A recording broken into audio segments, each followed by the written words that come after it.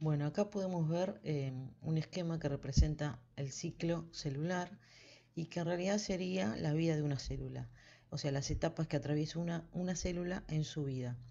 Se divide en dos grandes partes: la interfase, que va desde que la célula se origina hasta que se divide, y luego la fase M, que es la división de la célula. La interfase, a su vez, está dividida en fase G1, que es la fase de crecimiento y de especialización. Una vez que la célula se origina, crece, se especializa, se hace adulta. Eh, a veces la célula es tan especializada que va a pasar directamente a la fase G0, eh, quedándose allí, cumpliendo la función que esa célula para lo cual se ha originado. A veces hay células que entran en reposo y también se quedan en la fase G0 para luego volver al ciclo celular. Luego tendríamos la fase S, que es la fase de síntesis. En estas fases se va a sintetizar o duplicar el ADN del proceso que nosotros vimos de replicación del ADN. También se puede replicar, por ejemplo, los microtúbulos si fuera una célula eucariota. Luego de la fase S está la fase G2, que también es de crecimiento. Acá se sintetizan proteínas y hay duplicaciones de organelas. Imagínense que la célula se tiene que preparar porque va a entrar a la fase M. La fase M tiene dos subetapas: una que sería la cariocinesis, que es la división del núcleo y puede darse por mitosis o por meiosis, y la fase de citocinesis, que es la división del citoplasma y la reorganización de las organelas. Y nuevamente se origina una célula que comienza otra vez en la fase G1, donde crece, se desarrolla. Bien, de este ciclo lo más importante es qué célula tendríamos como origen y qué célula, cómo terminaría, o sea, cuáles serían las células hijas. Si tendríamos que tener en cuenta también la cantidad de ADN. Entonces, ¿qué tipo de célula es? Si fuera una célula, por ejemplo, eucariota, de epitelial, por ejemplo, va a ser una célula diploide que va a desarrollarse como célula epitelial. En algún momento se va a reproducir, pero antes debe pasar por la fase S, duplicando su ADN. Va a seguir siendo eucariota, va a seguir siendo epitelial, pero va a tener ADN duplicado, es decir, la molécula de ADN pasó por el proceso de síntesis y luego pasa por la fase G2 y entra en división para formar más células epiteliales. Por eso debe entrar en una división mitótica. O sea, el núcleo, lo que tiene adentro del núcleo, se va a dividir por mitosis, luego va a pasar y dividirse el citoplasma también, y luego va a originar otra célula epitelial. Es decir, digamos que la célula madre es diploide y epitelial y las células hijas van a ser diploides y epiteliales. Ahora, si esto fuera una célula procariota, también va a pasar por este ciclo. Lo único que en la fase M de división puede ser por una fisión binaria, por ejemplo. Y si fuera, por ejemplo, una célula diploide, que en vez de entrar en mitosis, va a entrar en meiosis, esta célula debe ser una célula especializada únicamente para la meiosis y para originar gametas sexuales, o gametas, o células sexuales. Es decir, que no todas las células entran en meiosis, sino algunas especializadas para producir la formación de células sexuales. Bueno, en algunos libros dicen que la célula sexual entra en meiosis, pero no. La meiosis, a través de la meiosis se originan células sexuales. Bueno, vamos a ver lo que pasa con las células precursoras de las gametas.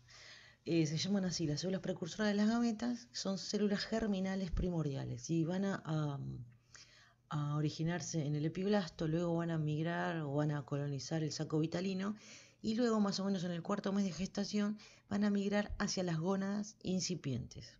Una vez que llegan ahí estas células germinales primordiales, se van a llamar ovogonias o espermatogonias. Bien, vamos a ver qué pasa con las ovogonias primero. Las ovogonias que están en las gónadas incipientes van a entrar en la mitosis para formar más ovogonias. Y esto sucede desde el segundo al quinto mes de vida, de gestación. Y más o menos cuando termina el quinto mes van a tener unos 7 millones de ovogonias. Y del quinto al séptimo mes se produce lo que se denomina atresia celular, que sería la muerte de las ovogonias aleatoriamente, quedando más o menos en el séptimo mes unas 2 millones de ovogonias. Y antes del nacimiento, estas 2 millones de ovogonias van a entrar en la meiosis, todas juntas. Se van a pasar a llamar ovocito primario. Van a entrar en la profase 1. La profase 1 sabemos que tiene subetapas. Tenemos la profase 1, atraviesa la subetapa leptonema, cigonema, paquinema y diplonema. En el diplonema o diploteno, allí se queda en reposo. Eso se llama primer reposo meiótico. Entonces este ovocito primario está en profase 1 y está varado en reposo en el diploteno. De esta forma nace, ¿sí? Eso sucede antes del nacimiento. Nace la beba con 2 millones de ovocitos primarios aproximadamente en reposo en diploteno. Y bueno, durante toda la vida, hasta la pubertad, inclusive hasta toda la vida de la mujer, se va a seguir produciendo atresia, ¿sí? Bueno, cuando llega al momento de la pubertad, se reactiva la meiosis de este ovocito primario que quedó varado en diplonema y pasa de acínesis de la profase 1, pasa a metafase 1, sería anafase 1, telofase 1, ¿sí? Y ya se va a llamar ovocito secundario y pasa por la profase 2 y metafase 2. Y ahí se produce el segundo bloqueo meiótico. Entonces, el ovocito secundario queda bloqueado en metafase 2. Esto sucede antes de la ovulación. Una vez que sucede esto, es liberado hacia la trompa de falopio. Si es fecundado este ovocito secundario, continúa y termina la meiosis. Y si no, queda bloqueado, o sea, muere bloqueado en ovocito secundario. Y con esto tenemos una palabrita que es óvulo. ¿Dónde está el óvulo? Es un ovocito secundario. Las espermatogonias que estaban en las gónadas primitivas, lo que hacen allí es sucesivas mitosis, aumentando el número. El nene va a nacer con muchas espermatogonias que van a quedar como espermatogonias en reposo, ¿sí? Podemos decir que van a estar en la etapa como espermatogonias en reposo en la etapa sub-0, G sub-0 del ciclo celular, hasta la pubertad.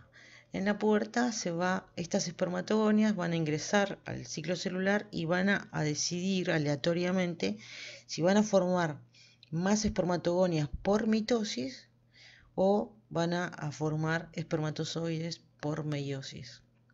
Entonces, como siempre va a haber células que entran en mitosis y van a formar más espermatogonias, entonces por eso se dice que el hombre va a tener espermatozoides durante toda su vida, o es fértil durante toda su vida. La meiosis se puede dividir en 2 etapas, la meiosis 1 y la meiosis 2. La meiosis 1 se dice que es reduccional y la meiosis 2 se dice que es ecuacional. Y esto es debido al número de centrómeros. Si miramos en la parte izquierda que está representando la meiosis 1, la célula inicial tiene 4 cromosomas, tiene 4 centrómeros y las células finales, las dos células finales tienen 2 cromosomas cada uno con 2 centrómeros cada uno. O sea que acá hubo una reducción en cuanto a sus centrómeros.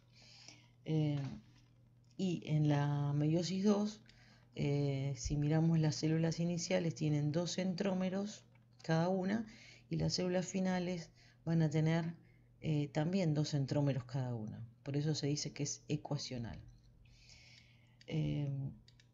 Bueno, voy a aprovechar vamos a mirar la célula inicial, que es una célula diploide. Está formado por 4 cromosomas. Cada cromosoma tiene su ADN duplicado y tiene un centrómero cada una. Y hay se dice que es diploide porque tiene 2 conjuntos cromosómicos. Un conjunto proveniente del padre, que sería el conjunto azul, y un conjunto proveniente de la madre, que sería el conjunto rojo, por ejemplo. Cada cromosoma de la madre no es igual entre sí, pero sí tiene su homólogo en el conjunto cromosómico del padre. Entonces los cromosomas homólogos van a tener una estructura similar y van a tener una secuencia nucleotídica que va a determinar características fenotípicas. Y cada cromosoma va a tener su secuencia nucleotídica con diferentes características fenotípicas. Bueno, luego en la meiosis 1, lo importante es que en la metafase se van a ubicar en la placa metafásica por cromosomas homólogos, y en la anafase se van a separar, pero por cromosomas homólogos. ¿Sí? Por eso vamos a tener dos células. Si miramos las 2 células finales de la meiosis 1, son 2 cromosomas, pero cada uno de ellos, o sea, no son homólogos entre sí. Eso es lo que sucede acá, no son cromosomas homólogos entre sí, pero sí ya están recombinados o se ha producido el crossing over, que eso después lo vemos. En la meiosis 2, bueno, lo importante acá es mirar la metafase 2, que es diferente a la metafase 1, porque en la metafase 2 se van a ubicar los cromosomas en la placa ecuatorial, pero uno arriba del otro, ¿sí? Y se van a separar en la anafase por cromátidas hermanas. Una cromática hermana va hacia un lugar, hacia un polo, y la otra hacia otro polo. Sin embargo, en la 1 se separaban por cromosomas homólogos.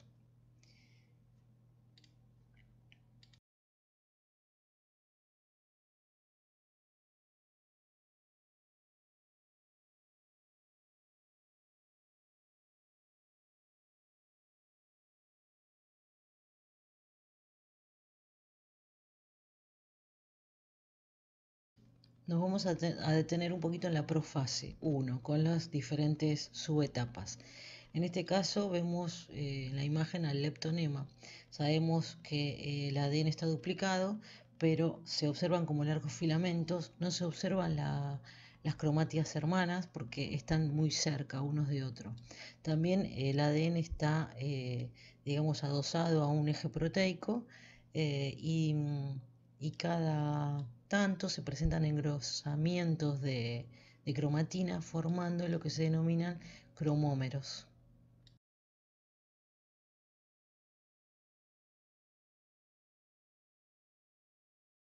En el cigonema, los cromosomas homólogos se van a aparear en toda su extensión, cromómero a cromómero.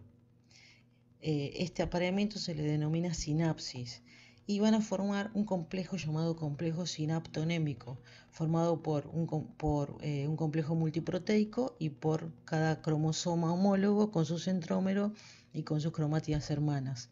Y ya comienza en esta etapa a provocarse, debido a la cercanía entre los homólogos, se van a formar los nódulos de recombinación, donde se va a producir un tipo especial de recombinación llamada crossing over, o entrecruzamiento, que va a comenzar en esta etapa. En el paquinema, los cromosomas homólogos están apareados en toda su longitud. También son más visibles los cromosomas. Se ven las cromátidas hermanas en cada cromosoma y se observan formando tétradas. Y en los nódulos de recombinación se va a producir el crossing over o entrecruzamiento. Y se dejan ver los quiasmas, que es el lugar donde se produjo o se está produciendo la recombinación, el crossing over. Bueno, el diplonemo o diploteno, aquí se produce la primera pausa meiótica en las mujeres. Recuerden que eso ya lo vimos. Y lo que se está viendo acá es la separación del complejo sinaptonémico.